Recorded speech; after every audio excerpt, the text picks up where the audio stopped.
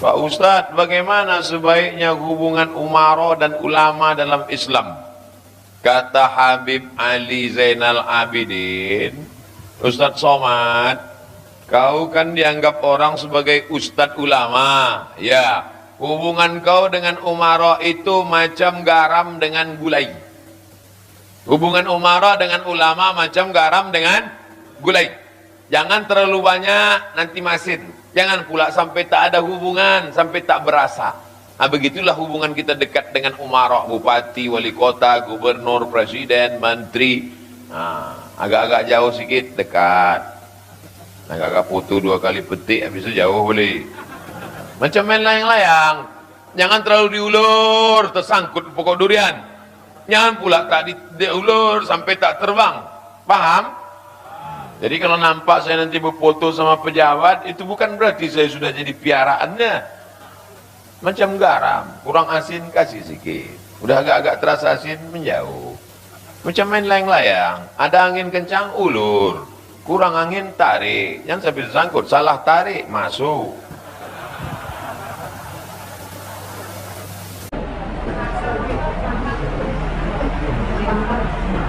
Ya Bu.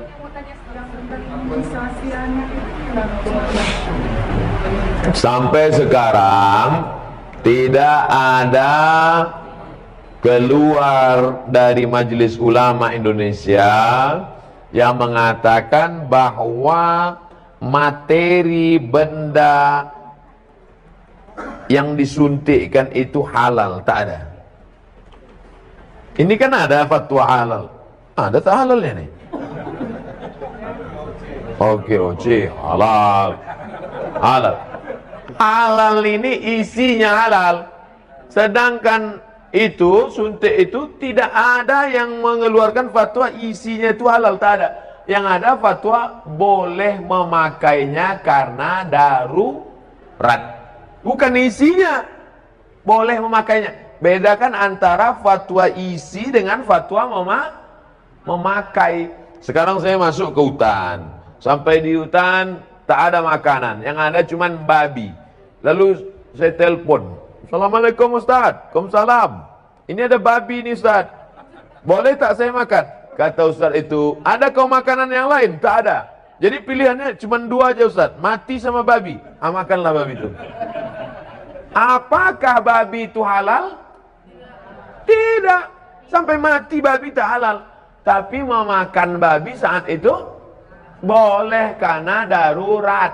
Karena kalau tak dimakan mati sampai dapat pisang. Kalau udah dapat pisangnya kau makan babi lagi. Assalamualaikum Ustaz. Enak rupanya babi ini Ustaz. Jangan.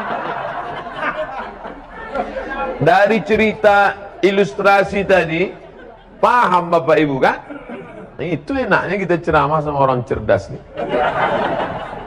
Fatwa tentang materinya halal itu tak ada, tapi memakainya karena nanti akan ada penyakit ini, akan ada ini, akan timbul ini, akan ini datang ini, akan mati, akan cacat. Maka kata ulama, daripada nanti anakmu sakit, aku pakai aja lah tak apa-apa. Sementara nanti dapat mungkin akan maju teknologi ini, nanti ada umat Islam yang bisa membuat materi yang halal. Jelas? Allahu a'lam.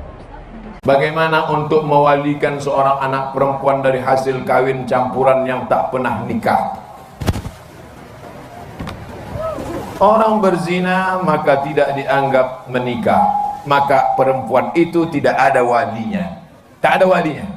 Kalau ada orang hasil nikah, walinya ayahnya. Ayahnya tak ada atuknya. Atuknya tak ada abangnya. Abangnya tak ada adiknya. Adiknya tak ada pakciknya. Pakciknya tak ada abang ayahnya. 6 wali. Tapi kalau dia tidak nikah, siapa walinya? Fasultanu waliyun man la waliyalaha. Walinya adalah Sultan Abdurrahman Muzaffar Shah. Andai ada di sini orang tak punya wali, walinya adalah Sultan Kerajaan Riau Lingga, Sultan Abdurrahman Muzaffar Shah, atau Sultan Kerajaan Pelalawan. Sekarang Sultan sudah tak ada. Siapa walinya? Walinya adalah Pak Kua, kantor urusan agama. Pak Kua menikahkan. Aku nikahkan engkau dengan si fulan dengan mahar sebentuk cincin emas tunai sah.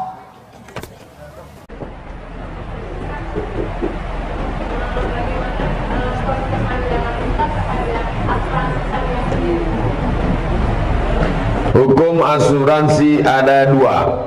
Yang pertama mengatakan asuransi itu haram. Kenapa asuransi itu haram? Karena di dalamnya ada gharar, gambling, judi. 10 juta, 10 juta, 10 juta, 10 juta, 10 juta, 10 juta. Batuk dapat 100. Tak pernah, flu pun tak pernah. Tak dapat, bertahun-tahun tak dapat. 10 juta, 10 juta, 10 juta, 10 juta kumpul. Nabrak tiang listrik, langsung dapat. Ini tak pernah. Akhirnya marah dia karena udah bertahun-tahun tidak, tabrakannya dapat. Maka karena ada unsur gambling, horror, judi di dalamnya, haram. Kata fatwa yang pertama. Datang fatwa yang kedua, mengatakan boleh. Kenapa boleh? Karena di dalamnya ada unsur ta'awun, wa ta'awanu 'alal birri wat taqwa wa la ta'awanu 'alal ismi wal 'udwan. Jadi fatwa ulama tentang asuransi ini dua. Yang satu mengatakan haram, yang satu mengatakan boleh. Saya sampaikan dua-duanya dalam satu majelis. Kapan muncul masalah? Ketika dalam satu majelis saya sampaikan satu. Nah, itulah yang ada video Pak Profesor Dr. Ma'ruf Amin mengharamkan BPJS, tiba-tiba membolehkan. Dua-dua itu fatwa ulama. Cuman bedanya waktu belum jadi wapres disampaikannya satu, setelah disampaikannya dua. Lalu kata orang, wah ini fatwanya kok berubah? Tidak, fatwa itu dua-dua ada. Buka dalam kitab Fatawa Mu'asirah, fatwa-fatwa kontemporer Syekh Ali Jum'ah Mufti Mesir. Tolong jangan upload sepotong-sepotong. Bahwa memang ada dua fatwa. Jadi kalau ada di antara bapak ibu yang memilih asuransi, perbuatannya itu betul atau tak betul? Betul, dia pilih fatwa kedua. Kalau ada di antara bapak ibu, aku sampai mati tak mau asuransi, perbuatannya itu betul apa tak betul? Betul juga, karena dia pilih fatwa yang pertama. Kok bisa ulama ini buat dua pendapat? Karena Nabi tidak ada menyebut dulu asuransi. Asuransi itu muncul belakangan dan ulama berijtihad. Rambut sama hitam isinya macam-macam. Ijtihadnya begini, ijtihadnya begini. Ustaz sendiri, saya tidak pakai asuransi kendaraan sampai sekarang. Terus Ustaz selamat terus, bolak-balik tabrakan. Mana berat yang listrik, sedang nyetir ditabrak orang dari belakang. Bahwa dia datang, musibah namanya. Oleh sebab itu maka amalkan sesuai keyakinan. Jadi kalau ada orang mengatakan, apa yang kau pakai asuransi? Sholat rajin, pengajian rajin, pakai asuransi. Fatwa kedua, Bray. Wallahu a'lam. Kami warga Asahan banyak menerima keluhan terkait maraknya permainan judi game yang mengarah ke judi, termasuk togel. Apa tindakan kita selaku umat Islam? Lapor ke Pak Polisi. Hari ini lah hadir Pak Kapolres ataupun yang mewakili. Tolong Bapak sampaikan, Pak. Setuju atau tak setuju? Malam tadi saya ceramah di Serdang Bedagai, Sergei. Apa kata kawan saya yang jadi kasdim di situ? Kawan saya sekelas dulu di Muallimin, jadi kasdim di Sergei. Apa kata dia? Mat, dia tak panggil Ustaz, panggil Mat aja. Mat, itu Kapolres kami itu, Kapolres kami di Sergei itu habis semua. Pejudi-pejudi sikatnya, pecandu narkoba dibantainya semua. Aku suka betul sama dia. Saya tengok namanya Robin. Patutlah dia berani, Robin Hood. Dia memang tak Islam, Mat, kata kawan saya. Memang tak Islam, tapi semangatnya suka saya. Oleh sebab itu mudah-mudahan kita punya saudara yang berani memberantas ini. Amin. Kuntum khaira ummat, kalian umat yang terbaik. Bukan kalian umat yang terbaik karena duitnya banyak sering ke Makkah. Bukan itu.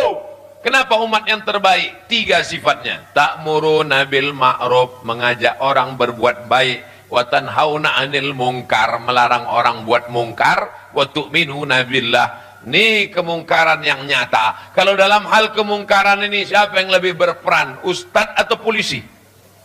Polisi. Tak mungkin saya pergi ke tempat judi togel tuh. Ya ayyuhallazina amanu hurrimat alaikumul togel.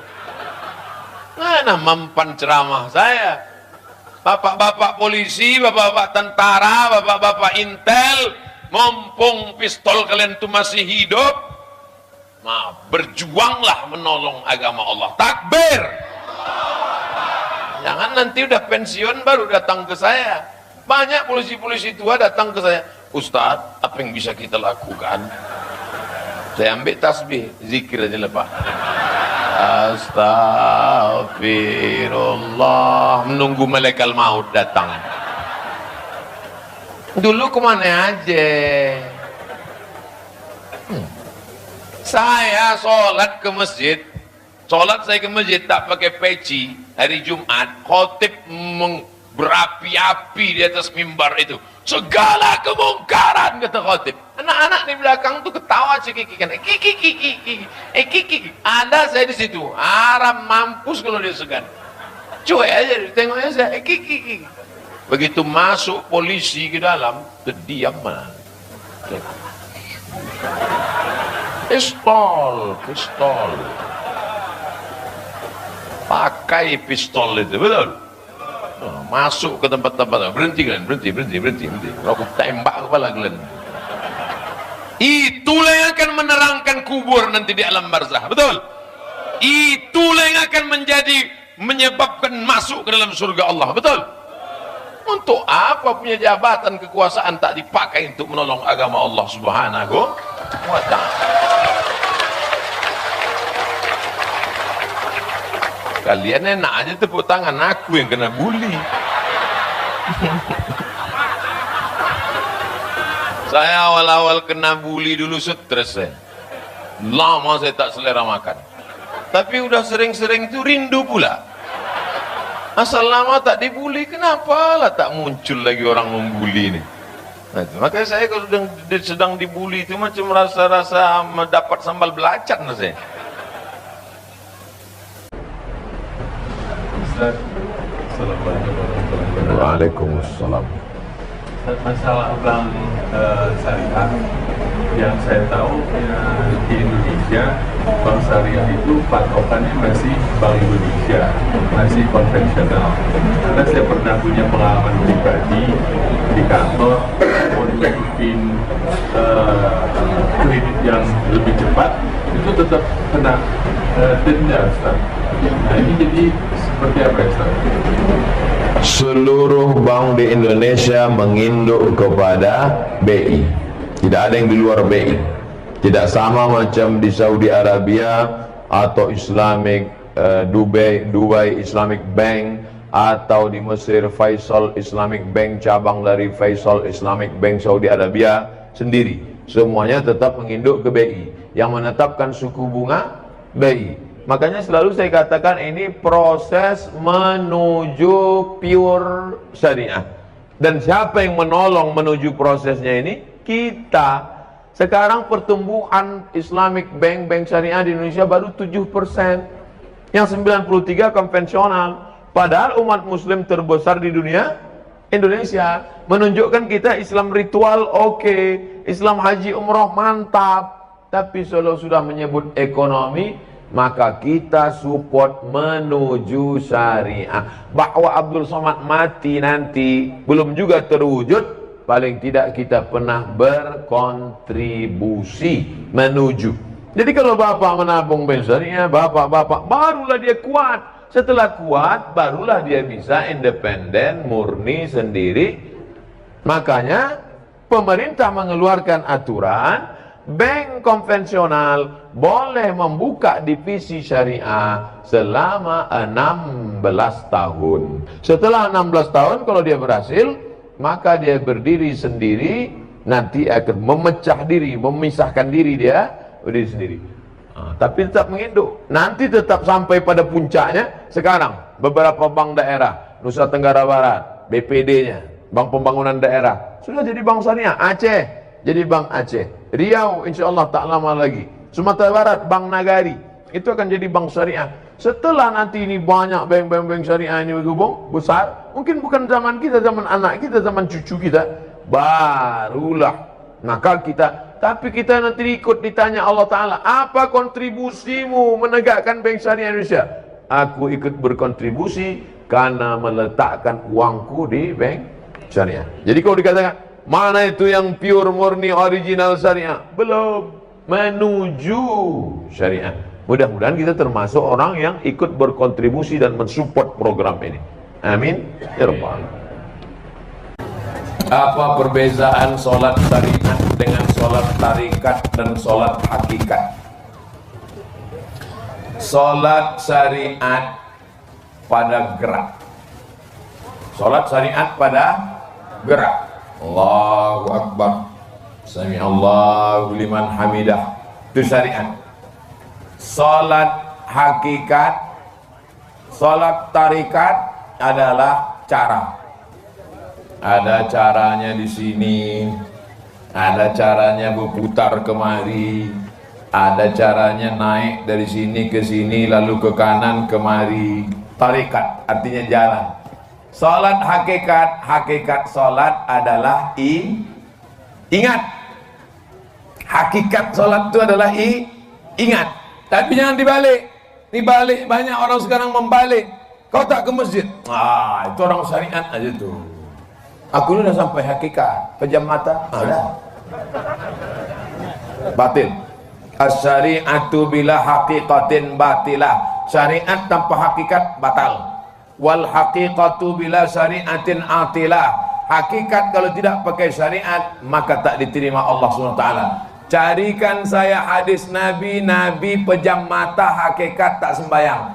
Nabi sakit demam, dipapah, tahu dipapah, dibopong, dibawa ke masjid, sholat berjamaah. Nabi aja sholat, ini tak sholat, kau tak sholat? Sholat itu syariat. Aku udah sampai sholat hakikat. Kau tak mandi? Aku mandi hakikat. Kau tak makan? Makan mesti syariat. Giliran sholat hakikat, giliran zakat hakikat, giliran haji hakikat, giliran makan hakikat lah. Mana bisa mesti sejalan antara hakikat dengan syariat. Siapa yang tidak bersyariat maka bukan umat Muhammad sallallahu alaihi wasallam. Siapa saja di sini yang mengajarkan hakikat tanpa syariat, lapor ke Pak Ketua MUI, MUI akan mengeluarkan rekomendasi. Polisi akan menangkap dia, dituntut di kejaksaan, bawa ke pengadilan negeri, dituntut penistaan agama, gol, masuk penjara, baru dia tahu. Sudah tahu caranya. Saya seorang bapak yang meninggal lebih dulu, maka istri menerima 1/8 hak istri sebagai istri almarhum. Harta bapak 1 miliar. Bapak meninggal lebih dulu, meninggal bapak, maka ibu mendapat 125 juta 1/8. 875 dibagi kepada anak-anak yang lain ahli waris, anak laki-laki 2 kali bagian anak perempuan. Setelah itu anak lelaki almarhum meninggal. Apakah ibu dari anak laki-laki tersebut tetap mendapat 1/8?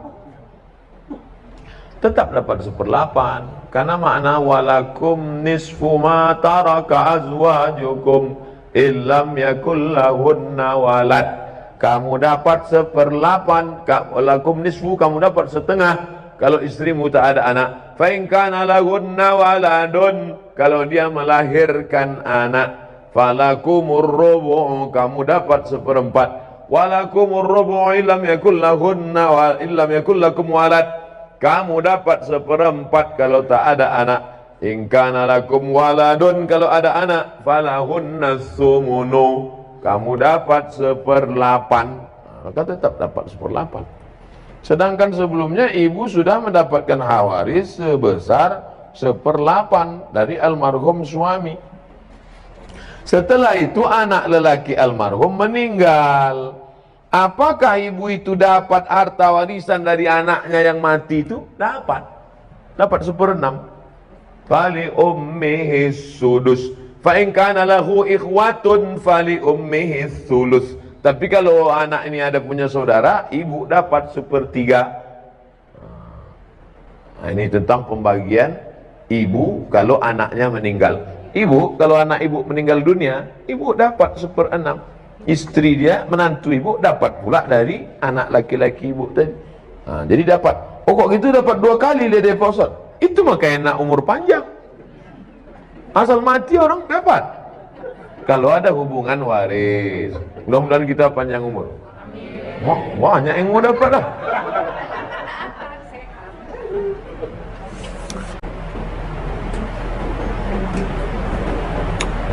Terima kasih. Pertanyaan lain? Assalamualaikum Pak Ustaz. Waalaikumsalam. Kalau misalnya kita nabung di bank konvensional, itu kan ada bunga, berbunga. Nah bunganya itu kan dia boleh nggak gitu diamalkan ke mana gitu? Nah, itu hukumnya gimana tuh Pak Ustaz? Juga yang menerimanya bagaimana gitu? Bapak Ibu yang ada tabungan di bank konvensional, besok Waalaikumsalam warahmatullahi wabarakatuh. Bapak Ibu yang ada tabungan di bank konvensional, kalau betul Bapak Ibu mendengar pengajian saya ini, besok pagi alihkan ke bank syariah. Siap? Saya ulang sekali lagi. Bapak Ibu yang di bank konvensional, besok pagi alihkan ke bank syariah. Siap?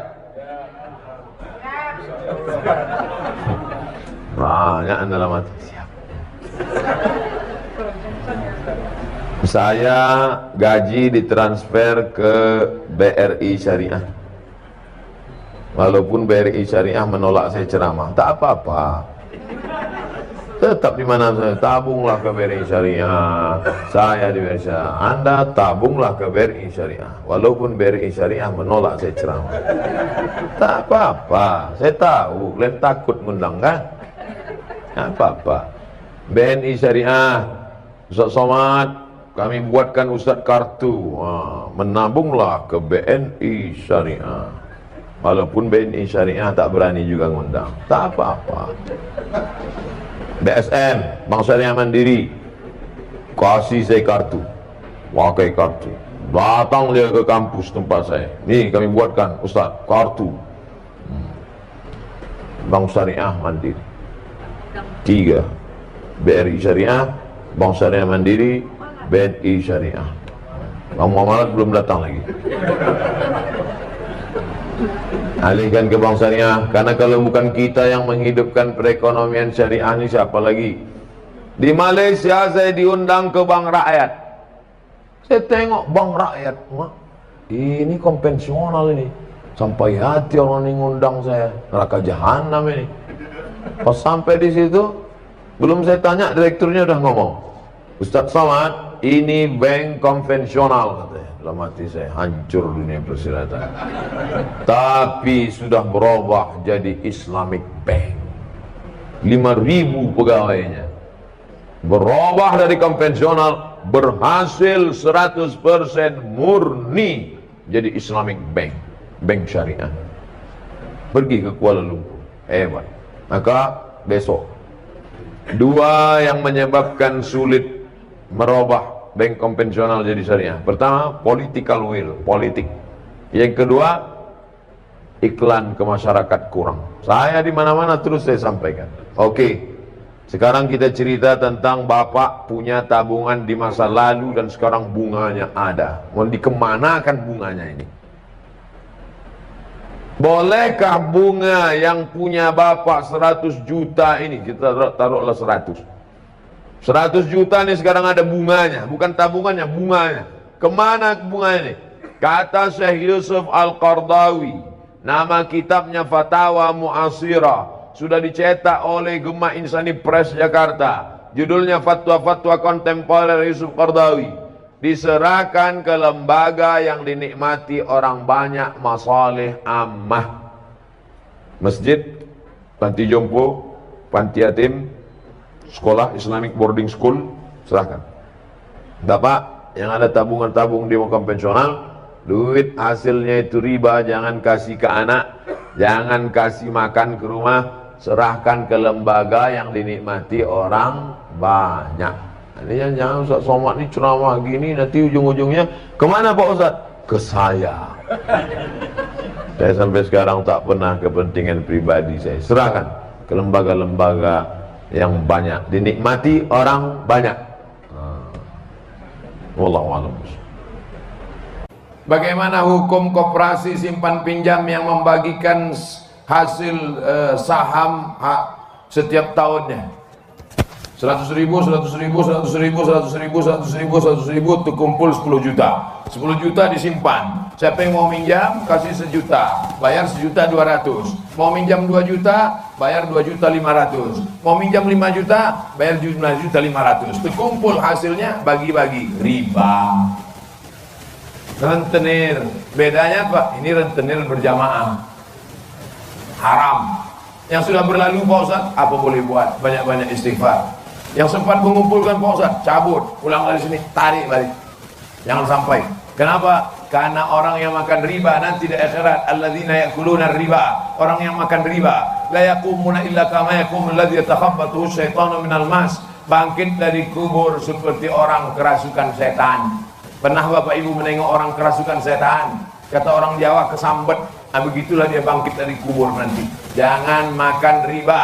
Anak-anak kita hatinya bersih, otaknya terang, dikasih makan riba, gelap, mengaji tak dapat, sekolah bodoh, bawaannya mau buat dosa saja. Kenapa? Gara-gara kasih makan riba. Bukan salah bunda mengandung, tapi salah bapak yang mengasih makan haram. Apakah salat yang ditinggalkan saat haid mesti diqadha? Hadisnya riwayat Aisyah. Kunna nu'maru biqadha'is shaum wa lam nu'mar biqadha'is shalah. Kami disuruh mengganti puasa tapi tak disuruh mengganti salat. Kunna di situ kami. Kami yang ngomong Aisyah. Kalau Aisyah ngomong kami, laki-laki apa perempuan? Kami perempuan disuruh mengqadha puasa.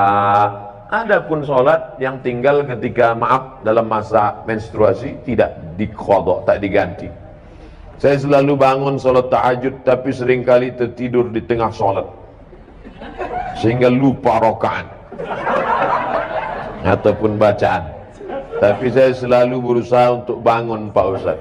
Apakah sholat saya diterima Allah Subhanahu wa ta'ala? Orang yang wajib sholat itu baligh berakal. Ada yang baligh tapi tak berakal, maka ini termasuk tak berakal, karena akalnya hilang. Orang yang akal hilang itu 3. Anin na'im hatta yastayqiz, orang tidur sampai bangun. Anis sabi hatta yahtalim, anak kecil sampai akil baligh. Anil majnun hatta yafiq, orang gila sampai sembuh. Jadi waktu mau cuci muka wuduk itu, cuci bersih-bersih, gosok-gosok kepala ini, ayatnya jangan terlalu panjang. Udah tahu ngantuk berat, dibaca pula Yasin. Tidurlah. Baca qul huwallah, inna a'tayna wal asri. Nah itu. Tapi kalau qul huwallah pun tertidur juga, ini parah betul ini. Orang yang cepat, orang yang banyak tidur itu 2 kemungkinan. Pertama, kurang gizi. Kedua, diganggu setan. Oleh sebab itu baca-baca banyak auzubillahi samil alim minasyaitonir rajim, auzubikalimatillahi tammati min kulli syaitani wa hammati wa min kulli ainil lammah. Untuk gizi banyak-banyak makan minyak ikan. Banyak-banyak minum madu.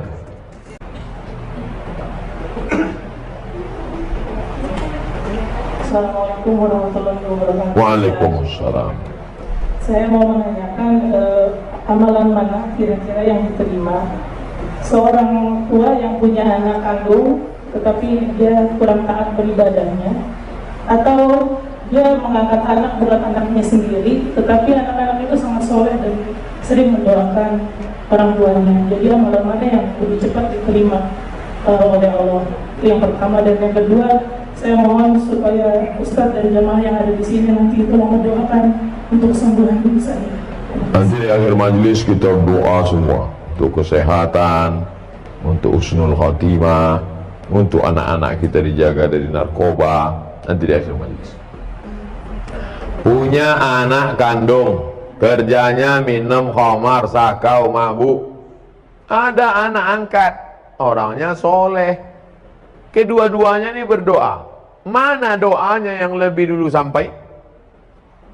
Illallazina amanu wa amilus shalihat. Semua manusia ini rugi kecuali orang beriman dan beramal soleh. Yang ditengok bukan anak kandung, anak tiri, anak angkat, tetangga, kawan, jiran, sahabat. Yang ditengok adalah soleh. Makanya Rabbi habli minas soleh. Jangan takut tidak punya anak, tak ada yang mendoakan. Jangan takut bahwa kita tidak punya anak, tapi kita didik anak-anak kita jadi soleh, baik, bagus, memang itu perintah agama. Tapi terlalu khawatir tak punya anak, jangan takut. Nah, oleh sebab itu maka doa sampai, doa kawan sampai. Itu makanya kita suruh dekat-dekat dengan orang-orang soleh, berjamaah, meninggal kita. Saya insya Allah kalau mati jamaah di Surama ini banyak mendoakan. Tak ada pun doa dari tetangga, sahabat, kerabat, doa dari jamaah banyak doakan. Yang penting hablum minan nasnya baik, hablum minallah baik, maka syarat dikabulkannya doa amanu wa amilus shalihat, beriman dan beramal soleh. Wallahu a'lam.